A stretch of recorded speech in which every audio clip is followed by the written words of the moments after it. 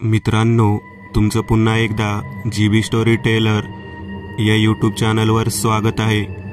आजच्या आपल्या गोष्टीचं नाव आहे चेडा, लेखक रावी कुलकर्णी। पण गोष्ट सुरू करण्याआधी जर कोणी या चॅनलवर पहिल्यांदाच आलेले असाल तर त्यांनी ह्या चॅनलला सबस्क्राईब करायला विसरू नका। चला तर मग अजिबात वेळ न घालवता गोष्टीला सुरुवात करूया।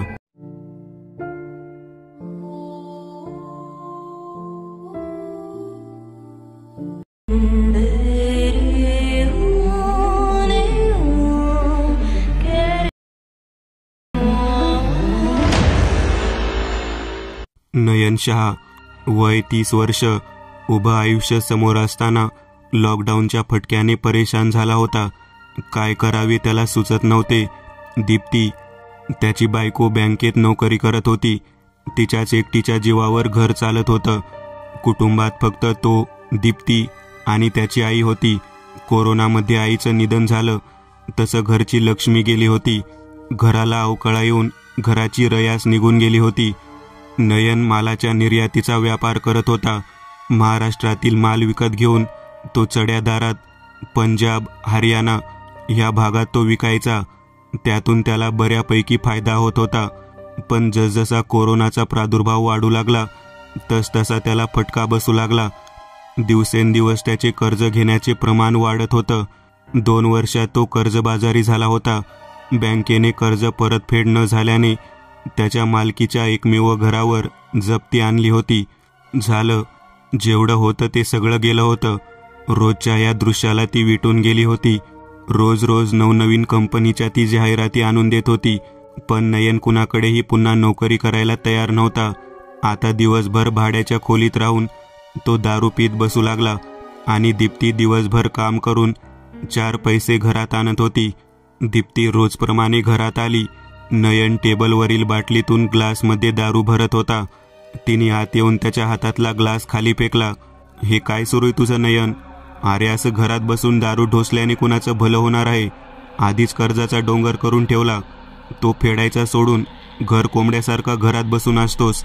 त्याच्या अशा वागण्याला ती कंटाळून गेली होती।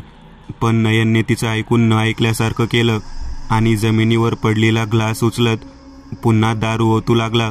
दीप्ती खाली बसून रडू लागली। पण घरभर तिच्या पसरलेल्या आवाजाला कोणीच ऐकणार नव्हतं।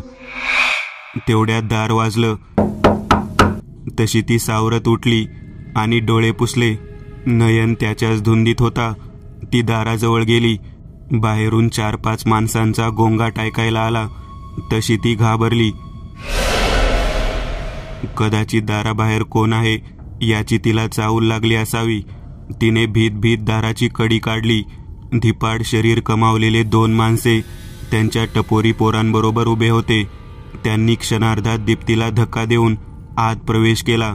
समोर नयनला पाहताच त्यांचा आवाज चढला, "ए साल्या, फोन बंद करून इथे बसलास काय? पैसे घेताना बरं वाटलं, आता द्यायची वेळ आली तर लपून बसतोस काय?"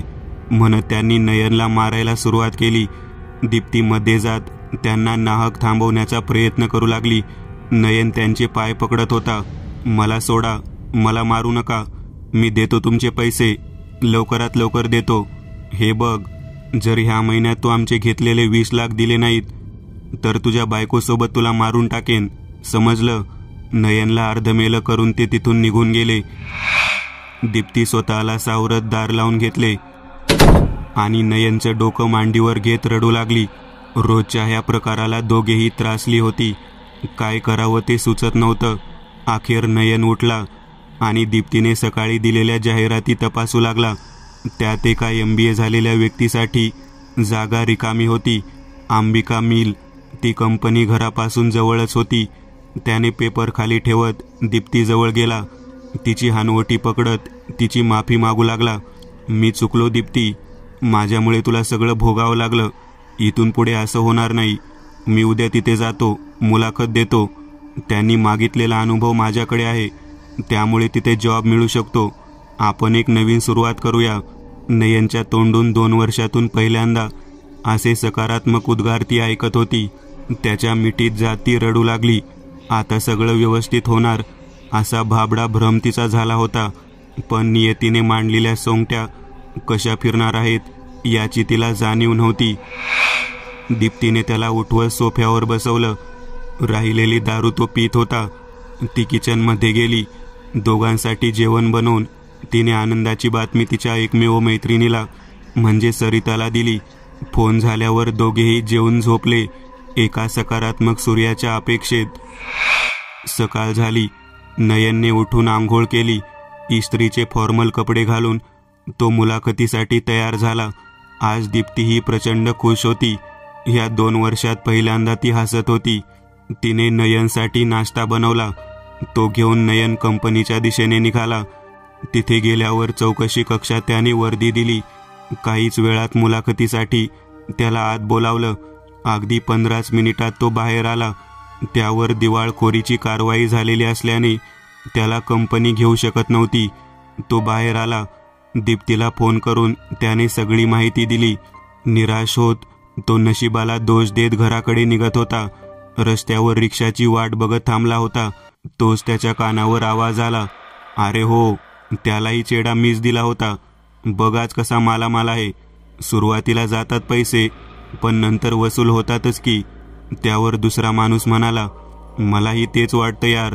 उगीच लोक नशिबाला दोष देत बसतात. बघ ना, एका घराचे वांदे असताना आज मी अख्खा चाळीचा मालक झालो. चहाच्या टपरीवर दोघेजण बसत होते. ही नेमकी कोणती स्कीम आहे असा विचार करत नयन मागे वळून त्यांच्या बाजूला जाऊन बसला.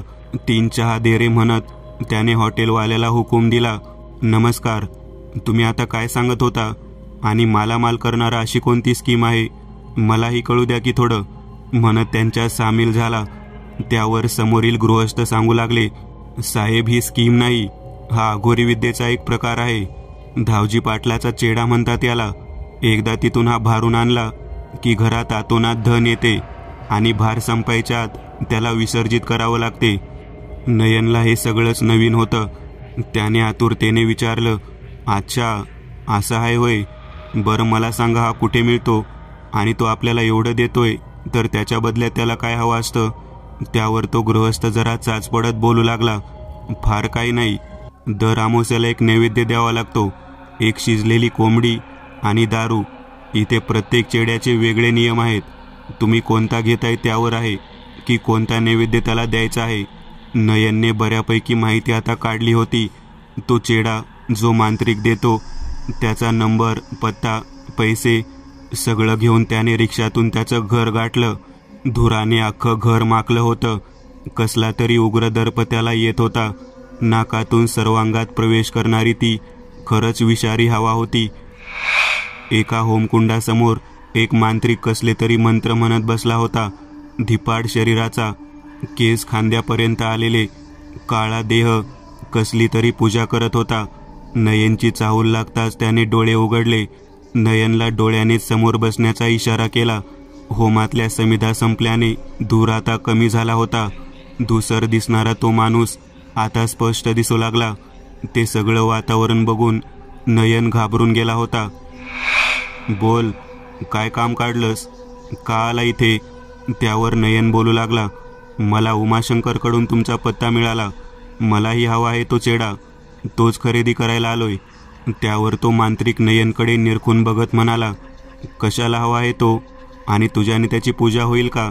हे बघ, हे काम ऐऱ्या गैऱ्याचं नाही. तू गप जाऊन कामधंदा कर.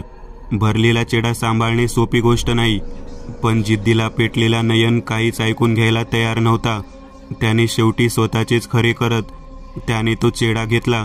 एका काळ्या पिशवीतून मांत्रिक काढत होता. सोबत काही सूचनाही देत होता. पण त्या सगळ्याकडे नयनचे अजिबात लक्ष नव्हते. त्याचे लक्ष फक्त त्या चेड्याकडेच होते. अखेर मांत्रिकाने त्याला तो चेडा भारून हाती दिला. नयनने तो हाती घेतला आणि मांत्रिकाला काही पैसे देत घराकडे निघाला. खुशीत तो मांत्रिकाच्या घरून तर निघाला, पण तो जी अघोरी शक्ती सोबत नेत होता त्याचे दुष्परिणाम काय होतील याची त्याला अजिबात पर्वा नव्हती. तो बराच वेळ वाट बघत रस्त्यावर उभा होता, पण कुठलीच रिक्षा त्या आडमार्गाला उभी राहत नव्हती. अखेर कंटाळून तो पायीच निघाला. मुख्य रस्त्याला लागताच कुठून तरी एक कुत्र्याचा घोळका जोरजोरात भुंकत त्याच्या दिशेने येत होता. उंचीने कमरे एवढे असलेले कुत्रे मोठा जबडा आणखीनच मोठा करत त्याच्या दिशेने भुंकत एका अंतरावर जागीच उभे होते. नयन रस्त्यात एकटाच होता. तो घाबरून पळू लागला आणि पळता पळता जोरात ठेस लागून खाली पडला.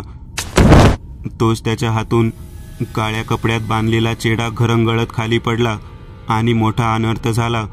त्या दूरवरून भुंकणाऱ्या कुत्र्यांनी जवळ येत त्याच्यावर झडप घातली. जागोजाग त्याला ओरबाडू लागले. वेदनेने विवळत तो रस्त्यावर गडाबडा लोळू लागला आणि त्यातच त्याचा अंत झाला. मांत्रिकाने दिलेली मुख्य सूचना त्याने ऐकलीच नव्हती. भारलेला चेडा फक्त इच्छित स्थळीच ठेवावा. तामसिक पूजा न करता त्याला जमिनीचा स्पर्श झाला तर अनर्थ होईल. मित्रांनो, आज पुरतं एवढंच. तुम्हाला जर काही गोष्ट आवडली असेल तर नक्की लाईक करा. तुमच्यापैकी बरेचसे जण व्हिडिओ लाईक न करताच पळून जातात, पण हा जर व्हिडिओ तुम्ही लाईक केला तर मला जरा बरं वाटेल आणि असेच भारी भारी व्हिडिओ बनवायची माझ्यात एनर्जी येईल. त्यामुळे नक्की लाईक करा आणि अजूनही कोणी या चॅनलला सबस्क्राईब केलेलं नसाल तर लगेच सबस्क्राईब करून टाका आणि बाजूची घंटी ती मात्र दाबायला विसरू नका. देवाची घंटी आहे ती. चला तर मग पुन्हा भेटूया अशीच एक आगळी वेगळी गोष्ट घेऊन पुढच्या